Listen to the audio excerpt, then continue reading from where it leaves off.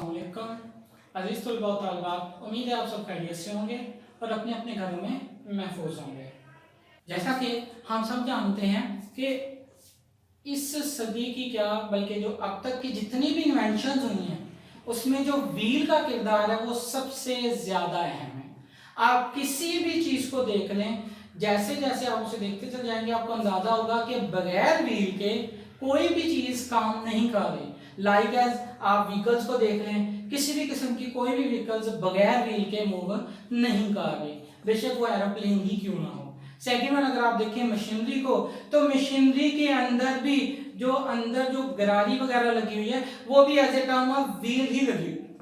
So it means ये सारे wheel के बेस पे काम कर रहे हैं, यानी व्हील का जो काम है उसी की बेस पे काम कर रहे हैं। सो इसका मतलब है कि व्हील को अगर हटा दिया जाए, जैसे कह लें कि पहिए को अगर हटा दिया जाए, तो पहिए को हटा देने की वजह से क्या होगा कि जितनी भी अब तक तरक्की हो चुकी है वो सारी की सारी क्या हो जाएगी, खत्म हो जाएगी।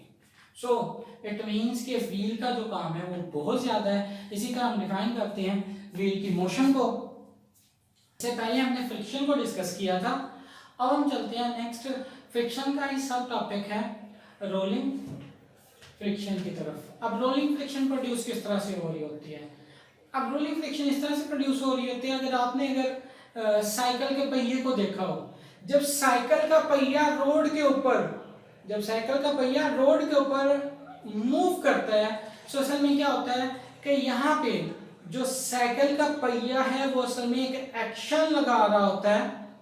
वो असल में क्या कर रहा होता है, एक एक्शन लगा रहा होता है रोड के ऊपर, और रोड के ऊपर एक्शन लगने की वजह से उसका एक रिएक्शन प्रोड्यूस हो रहा होता है जो कि अपोजिट डायरेक्शन में जा रहा होता है। लाइक अगर हम यहाँ से देखें कि ये बॉडी जो है, मतलब ये पहिया जो है, ये रोड के ऊपर एक्शन लगा रहा है, इस एक्शन की वजह से एक रिएक्शन लगता है और ये ऊपर की तरफ मूव कर जाता है, और ये ऊपर की तरफ मूव कर जाता है। तो जैसे ये मूव करता है, अब क्या होता है, एक रिएक्शन फोर्स जो प्रोड्यूस होती है वो इस पहिए को आगे की तरफ मूव करवाती है। वो इस पहिए को आगे की तरफ मूव करवाती है। जैसे वो इस पहिए को आगे की तरफ मूव करवाती है, सो इस मूवमेंट की वजह से क्या होता है कि जो पहिया है वो इजीली रोड के ऊपर मूव करना शुरू कर जाता है। पहिया जो है वो इजीली रोड के ऊपर मूव करना शुरू कर जाता है। देखें, जब यहाँ पे अब क्या हुआ कि बॉडी ने मतलब पहिए ने रोड के ऊपर फोर्स लगाई, उसका एक रिएक्शन प्रोड्यूस होगा in the term of force. So क्या होगा, वो फोर्स पहिए को ऐसे घुमाएगी। वो फोर्स क्या करेगी, पहिए को ऐसे घुमाएगी। सो क्या होगा कि ये पहिया जो है वो आगे की तरफ मूव करना शुरू हो जाएगा। जैसे ही ये पहिया अब आगे की तरफ मूव करना शुरू होगा, तो सेम एज अब यहाँ पे अगर आप इसके एक्सेस के अंदर किसी भी किस्म की कोई ऐसी चीज़ लगा दें जो जिसमें मिनिमम फ्रिक्शन हो, तो क्या होगा, ये पहिया तेजी से मूव करना शुरू हो जाएगा। जैसे ये पहिया तेजी से मूव करना शुरू होगा, ऑटोमेटिकली क्या होगा कि गाड़ी जो है वो रोड के ऊपर मूव करना शुरू कर देगी। क्या होगा कि जो व्हील है वो मूव करना शुरू कर देगा। असल में हुआ क्या है कि व्हील और रोड की जो फ्रिक्शनल फोर्स है, मतलब कि जब हम व्हील को पुश करते हैं, व्हील को पुश करेंगे तो क्या होगा कि ये फोर्स मतलब कि एक्सर्ट करेगा रोड के ऊपर, मतलब रोड के ऊपर एक फोर्स लगाएगा। जैसे ये फोर्स लगाएगा तो क्या होगा, उसका एक रिएक्शन प्रोड्यूस होगा। वो रिएक्शन जो है वो इस व्हील को मूव करवा देगा। जैसे ही मूव करवाएगा, अब ये व्हील जो है वो रोल आउट करना शुरू हो जाएगा, और जैसे ही ये रोल आउट करना शुरू होगा, ऑटोमेटिकली क्या है कि व्हील जो है वो मूव करना शुरू हो जाएगा। इट मींस के व्हील के केस में फ्रिक्शन का होना बहुत ज़्यादा ज़रूरी है। अगर फ्रिक्शन नहीं होगी तो क्या होगा कि यहाँ पे हमारे पास किसी भी किस्म की कोई भी मतलब कि मूवमेंट प्रोड्यूस नहीं होगी। नेक्स्ट हम डिफाइन करते हैं कि हमारे पास जितने भी व्हीकल्स हैं उन सब के अंदर हमारे पास जो व्हील है वो मतलब कि वो ही मोशन का बायस मान रहे होते हैं। यानी जैसे जैसे आपकी मूवमेंट बढ़ती जा रही है उसी वजह से जो व्हील है वो भी उसी तरीके से थोड़ा सा मॉडर्न होता चला जा रहा है। अब जितनी भी चीज़ें हैं उन सब चीज़ों के अंदर अगर आप चेक करें तो व्हील का ही कंसेप्ट मौजूद होगा। सो सेम एज यहाँ पे फिर हम डिफाइन करते हैं, सपोज एज ये तो एक सिंपल व्हील की एग्जांपल थी। अगर हम किसी मूविंग फैन को देखें तो उस मूविंग फैन के अंदर भी यही प्रोसेस हो रहा होता है, लेकिन वहां पे क्या होता है कि वहां पे फैन के अंदर बेरिंग लगा हुआ होता है, वहां पे फैन के अंदर क्या होता है, बेरिंग लगा हुआ होता है, जो कि सेम फिनोमिना यूज करते हुए बॉडी को इजीली मूव करवा रहा होता है। इसी वजह से हम कहते हैं कि जो रोलिंग फ्रिक्शन है वो हमेशा स्लाइडिंग फ्रिक्शन से क्या होती है, कम होती है। रोलिंग फ्रिक्शन जो है वो हमेशा स्लाइडिंग फ्रिक्शन से कम होती है, क्योंकि रोलिंग फ्रिक्शन के अंदर जस्ट कुछ पार्ट्स बॉडी का अटैच हो रहा होता है, जबकि स्लाइडिंग फ्रिक्शन के अंदर पूरी की पूरी बॉडी ही स्लाइड के ऊपर अटैच हो रही होती है। तो वहां पे फ्रिक्शन ज्यादा होती है, जबकि इस केस में फ्रिक्शन क्या है, कम है। जब इस केस में फ्रिक्शन कम है तो इजीली बॉडी को मूव भी आसानी से कराया जा सकता है। जैसे जैसे बॉडी को इजीली मूव करवा सकते हैं उसी तरह मोशन जो है वो उतनी ज्यादा फास्ट हो सकती है। इट मींस कि बॉडी की जो मोशन है वो असल में इस व्हील की मोशन के ऊपर डिपेंड कर रही होती है। लाइक है, जैसे आप देख लें, जैसे जैसे अब न्यू कार्स आ रही हैं या कोई भी न्यू व्हीकल आ रही है तो उसमें क्या है कि व्हील की शेप को थोड़ा सा डिफरेंट बनाया जा रहा है, व्हील को थोड़ा सा चेंज करके बनाया जा रहा है, जिसकी वजह से क्या होता है कि जो मोशन ऑफ व्हीकल है वो टोटली चेंज हो जाती है। सो नेक्स्ट हम डिफाइन करते हैं ब्रेकिंग एंड स्किडिंग। जब भी एक गाड़ी रोड के ऊपर मूव कर रही होती है तो हमेशा जो उसकी मोशन होती है ना वो हमेशा, एक तो सपोज एज गाड़ी ऐसे मूव कर रही है ना, ये रोड है, सो गाड़ी मूव कर रही है, सो उसकी जो मोशन होती है वो हमेशा अलोंग द रोड होती है, उसकी जो मोशन होती है वो हमेशा अलोंग द रोड होती है। एंड सेकंड वन हम डिफाइन करते हैं कि उसके जो व्हील की जो रोटेशन होती है ना वो अपने एक्सेस के गिर्द होती है। इससे पहले भी हम रोटेटिंग मोशन में डिफाइन कर चुके थे कि बॉडी अपने एक्सेस के रोटेट करती है, सो तभी मूवमेंट प्रोड्यूस हो रही होती है। सेम एज हम यहाँ पे कहते हैं कि जो व्हील की जो मोशन होती है वो उसके एक्सल के गिर्द रोटेट हो रही होती है। अब देखें, अब सपोज एज अगर गाड़ी को किसी भी किस्म का कोई ब्रेक लग जाए, या ऐसे कह लें कि ब्रेक्स फेल हो जाए और आपको गाड़ी रोकनी हो, या ऐसे कह लें आप गाड़ी को टर्न कर रहे हैं, सपोज एज आप जा रहे थे रोड पे तो आपको यहां से टर्न करना पड़ गया और गाड़ी हाई स्पीड के अंदर है, तो अब क्या होगा कि अगर ब्रेक्स नहीं है, और दूसरी चीज कि अगर किसी किस्म की यहाँ पे आपकी जो रोड के दरमियान जो मतलब कि ब्रेक्स नहीं है तो उसमें फ्रिक्शन नहीं है, तो क्या होगा, गाड़ी जो है वो टर्न कर जाएगी, यानी हम कहते हैं स्किड कर जाएगी, यानी गाड़ी ऐसे उल्ट जाएगी। जैसे गाड़ी उल्टेगी तो क्या होगा, बहुत ज्यादा नुकसान होगा। सो रोड के ऊपर चलने के लिए भी फ्रिक्शन का होना जरूरी है, क्योंकि टायर्स और फ्रिक्शन रोड के दरमियान जितनी ज्यादा फ्रिक्शन होती है गाड़ी उतनी स्टेबिलिटी से चल रही होती है। अदरवाइज जैसे ही अगर आप यकदम ही बहुत ज्यादा मतलब कि हार्ड ब्रेक लगाएंगे तो क्या होगा कि गाड़ी जो है अपनी डायरेक्शन से हट जाएगी।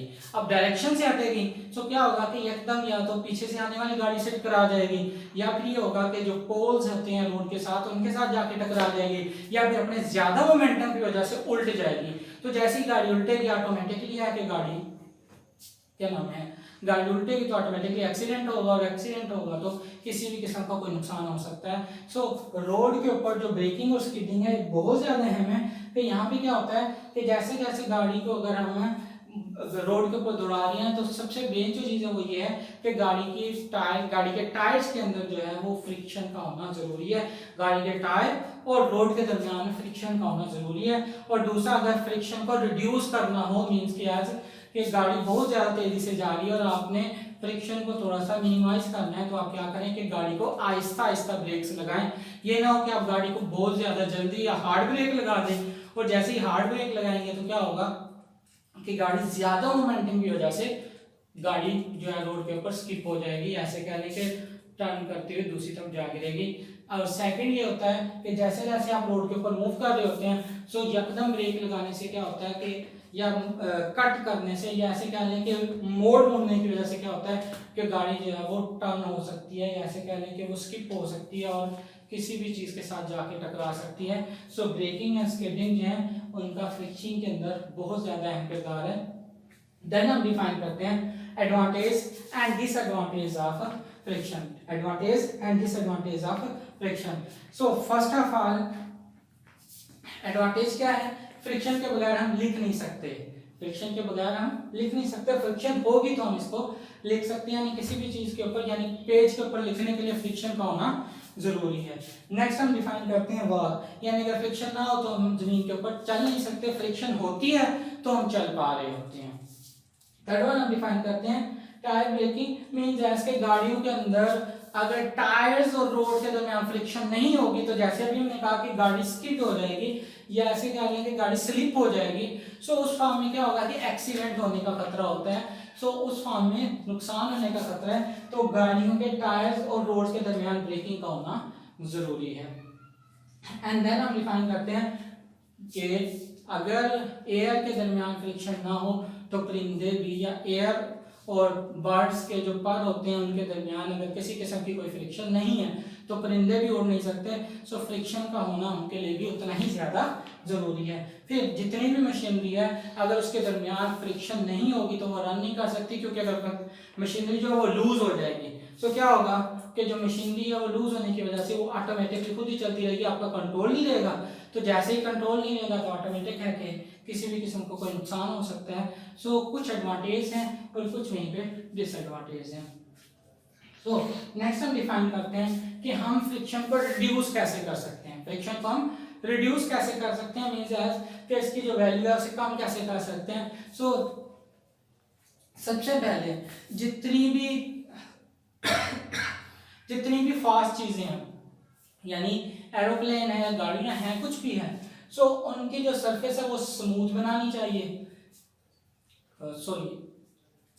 स्मूथ सरफेस हम ये डिफाइन करते हैं कि जितनी भी चीजें हैं उनको जो है स्मूथ बनाना चाहिए ताकि उनके अंदर फ्रिक्शन कम से कम हो, क्योंकि जितनी भी रफ होंगी उतनी ही उनके अंदर फ्रिक्शन ज्यादा होगी, जितनी स्मूथ होगी उसके अंदर उतनी ही फ्रिक्शन कम होगी।